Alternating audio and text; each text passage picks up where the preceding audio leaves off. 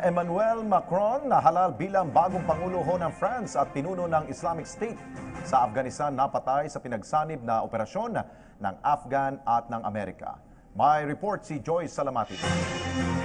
Nahalal bilang bagong Pangulo ng France si Independent centrist Emmanuel Macron.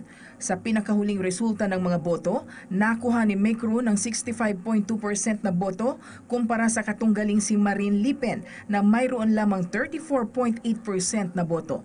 Si President-elect Emmanuel Macron ang magiging pinakabatang Pangulo ng France. Samantala, nagpaabot naman ng pagbati si Pangulong Rodrigo Duterte sa pagkapanalo ni Macron sa eleksyon bilang Pangulo ng bansang France. Ang France ang isa sa mga pinakamalaking trading partners ng Pilipinas sa European Union. Napatay ang pinuno ng Islamic State sa Afghanistan na si Sheikh Abdul Hasib sa isinagawang raid ng pinagsanib na puwersa ng Afghan at US Special Forces sa Nangarhar Province.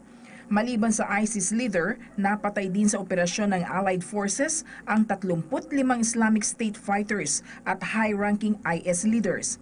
Ayon sa US military, malaking tagumpay ang pagkakapatay kay Hasib sa kampanya para tuluyang masugpo ang ISIS.